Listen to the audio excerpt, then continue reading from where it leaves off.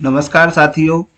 100 दिवसीय पठन अभियान के अंतर्गत ये जो कार्यक्रम या राष्ट्रीय पहल के अंतर्गत जो कार्यक्रम चलाए जा रहे हैं, इन्हें जनवरी से अप्रैल 2022 तक संचालित होना है। इसका विधिवत उद्घाटन हो चुका है और साप्ताहिक गतिविधियों के अंतर्गत प्रथम सप्ताह की गतिविधियां कौन कौन सी होंगी, इस वीडियो के माध्यम से हम जानेंगे। तो हमें क्या क्या करना है, क्या अभी तक आपने अपने विद्यालय में ये कार्य कर लिया है? यदि नहीं किया है तो अति शीघ्र इसे पूर्ण करें, जिससे आगे की गतिविधियों को आप विधिवत रूप से संचालित अपने विद्यालय में कर सकें। तो 100 दिवसीय पठन अभियान के अंतर्गत प्रथम सप्ताह की गतिविधियों में जैसा कि हमें पता है, सभी जो कक्षाएं हैं उनको 3 समूहों में बांटा गया है। इसे पूर्व में भी YouTube के माध्यम से बताया गया था। इसमें जो प्रथम समूह होगा, कक्षा है इसकी बाल वाटिका कक्षा 1 और 2 के लिए। तो ये पहला समूह है। 1 और 2 के लिए जो पहले समूह की गतिविधियां हैं, पहला सप्ताह दिनांक 1 जनवरी से 8 जनवरी तक माना गया है। अगर किसी कारणवश किसी विद्यालय में ये गतिविधियां अभी तक पूरी नहीं कर पाए हैं, तो आप इन व्यवस्थाओं को हमें करना है। तो इसमें बाल वाटिका या पहले समूह के लिए क्या क्या गतिविधियां थी? फर्स्ट है इसमें स्कूल पुस्तकालय या रीडिंग कॉर्नर को व्यवस्थित करना तथा बच्चों के साथ उपयोग, पुस्तकालय की साज सज्जा तथा किताबों का प्रदर्शन, बच्चों को किताबें पढ़ने के लिए जारी करना।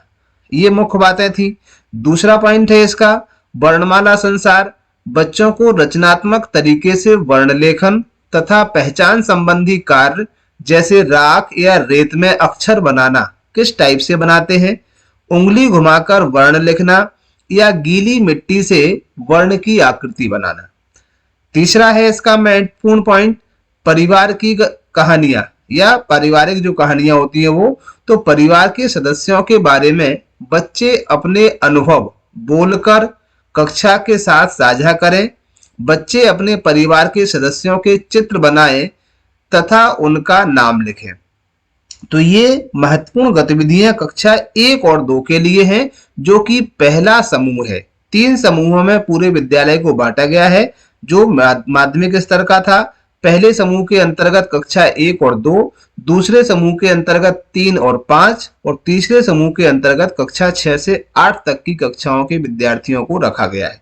तो इसमें हम बच्चों से, जैसे कक्षा 1 के बच्चे हैं तो वो नहीं लिख सकते या लिखने में पूर्ण रूप से पारंगत नहीं है, तब वो अपने अनुभवों को बोल करके भी क्लास में साझा कर सकते हैं कि आपके परिवार में कौन कौन से व्यक्ति हैं, चाचा, ताऊ या बुआ जो भी है उनका नाम, ऐसे उनसे हम पूछ सकते हैं।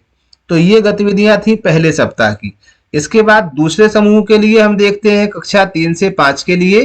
तो इसके लिए भी सबसे पहली बात तो वही है कि स्कूल पुस्तकालय रीडिंग कॉर्नर को व्यवस्थित करना तथा बच्चों के साथ उपयोग, पुस्तकालय की साज सज्जा तथा किताबों का प्रदर्शन, बच्चों को किताबें पढ़ने के लिए जारी करना।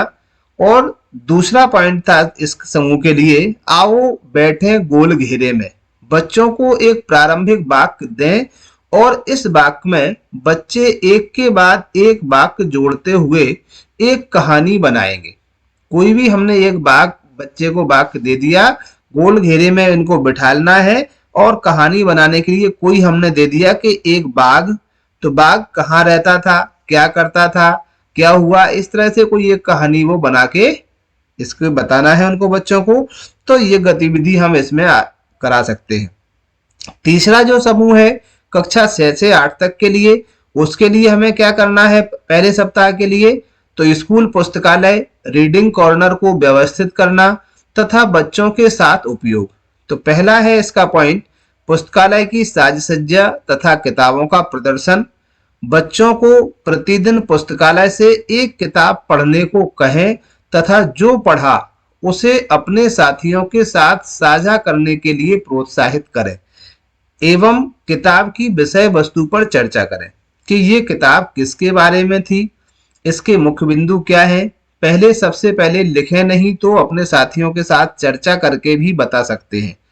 तीसरा इसका बिंदु है बच्चों को किताबें घर पर पढ़ने के लिए जारी करें। एक दिन हमने उन्हें इशू कर दिया, बच्चे पढ़ करके जब उस किताब को पूरा पढ़ लेते हैं उसके बाद उसे फिर से रिटर्न करना है विद्यालय के लिए इस तरह से हम रोटेट भी बच्चों को कर सकते हैं कि आज हमने किसी बच्चे को जो किताब दी है, अगले 2 दिन बाद हम उस किताब को किसी दूसरे बच्चे को इश्यू कर सकें। तो इस तरह से हम बच्चों को व्यवस्था कर सकते हैं। किताब इश्यू करने के लिए आप रजिस्टर मेंटेन कर सकते हैं या बच्चे के लिए कार्ड भी जारी कर सकते हैं, जिस पर आप नोट करके उन्हें किताब इश्यू कर सकते हैं अपनी लाइब्रेरी से।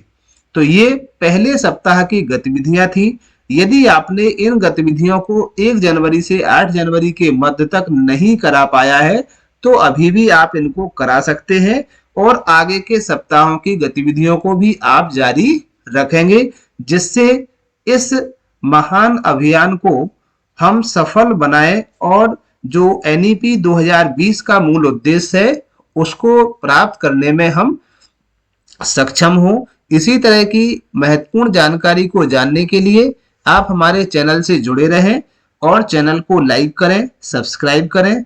Thank you.